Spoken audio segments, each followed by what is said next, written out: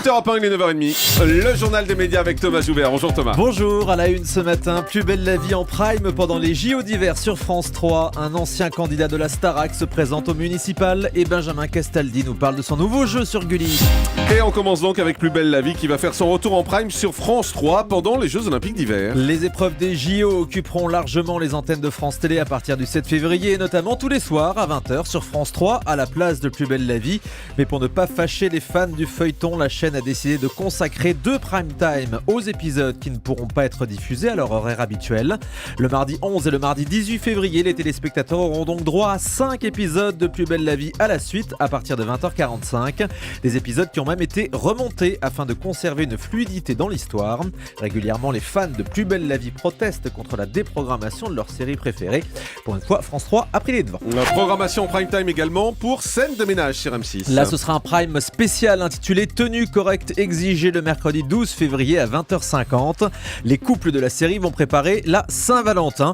Il y aura de nombreux invités comme Elise Moon, Camille Lacour, Baptiste Djabiconi, Bernard Ménez ou Pascal Légitimus. Et d'anciens personnages reviendront également comme ceux interprétés par Michel Galabru, Yvan Le Bolloc ou Isabelle Nanty. Bernard Ménez, c'était Jolie Poupée, c'est ça? Exactement. Jolie Poupée. Voilà. Jean-Marie Bigard va faire une apparition dans la série Riz Police Scientifique sur TF1. Il interprétera un ancien drogué qui sort de prison. L'épisode sera diffusé le jeudi 13 février.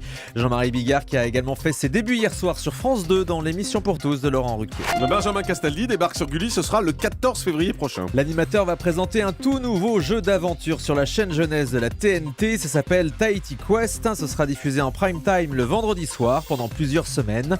5 familles avec 2 enfants seront en compétition dans des paysages magnifiques sur place à Tahiti, avec forcément un petit côté Koh-Lanta, comme l'explique Benjamin Castaldi à nos confrères de Non-Stop People.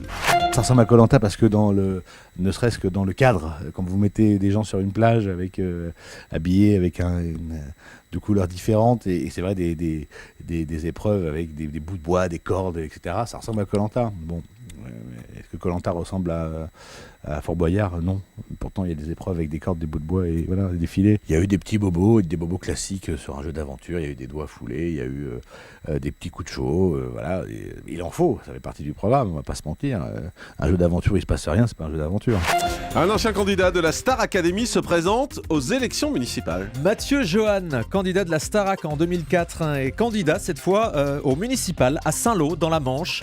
Il occupera la 3e position d'une liste d'un dissident UMP. Dans les colonnes de Ouest France, le musicien dit avoir conscience que certains vont voir sa démarche comme un calcul pour revenir sur le devant de la scène, mais il explique qu'il s'est surtout déjà beaucoup engagé dans la vie locale de Saint-Lô à plusieurs reprises.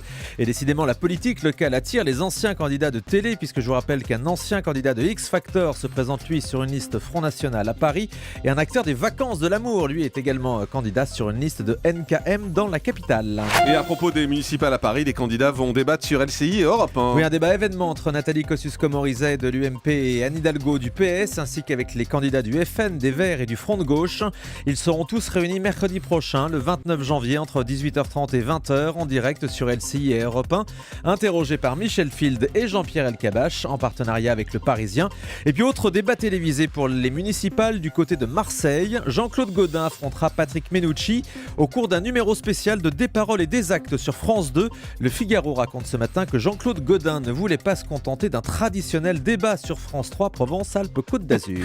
Le fils de Joe Dassin dément les propos d'Hélène Ségara à propos de son père. Oui, la chanteuse a sorti récemment un album de duo virtuel avec Joe Dassin. Dans toutes ses interviews, elle a répété qu'elle avait eu l'accord des héritiers de l'artiste pour réaliser cet album. Jamais je n'aurais repris les chansons de Joe si ses fils n'étaient pas venus me chercher, disait-elle. Sauf que dans une interview sur un site internet, Jonathan Dassin dément avoir demandé quoi que ce soit à Hélène Ségara. Il raconte qu'il n'a rencontré la chanteuse qu'une fois dans un hôtel et qu'il n'a absolument pas participé à ce projet. Voilà pour la mise au point. Voilà, ça rappelle un peu l'histoire de Jennifer et France Gall. Canal+ revoit sa copie pour le rachat de D8 et D17. Après l'annulation par le Conseil d'État du rachat des 2 chaînes de la TNT, le groupe Canal a dû faire quelques concessions afin d'obtenir une nouvelle autorisation. La chaîne vient donc de s'engager à limiter ses achats de droits de diffusion des films. Seuls 20 films par an pourront être diffusés d'abord encryptés sur Canal, puis ensuite en clair sur D8 et D17. L'autorité de la concurrence l'assurance doit maintenant valider ses nouvelles obligations. Et puis pas de Parisiens ce matin, ni dans les kiosques, ni ce qui est plus rare, sur Internet. Effectivement, la rédaction du quotidien est en grève. C'est une première depuis 1 an et demi. Les salariés protestent contre une réduction des remboursements de leurs frais kilométriques. Et on termine avec le chiffre du jour. 39, comme la 39e cérémonie des Césars qui aura lieu le 28 février prochain. Et on a appris hier que c'est François Cluzet qui a été choisi comme président cette année. Il succède à Jamel Debbouze. La soirée des Césars, ce sera en direct sur Canal et présenté cette année par Cécile de France. Beau programme. Merci beaucoup Thomas Joubert. Le grand direct des médias, Jean-Marc Morandini.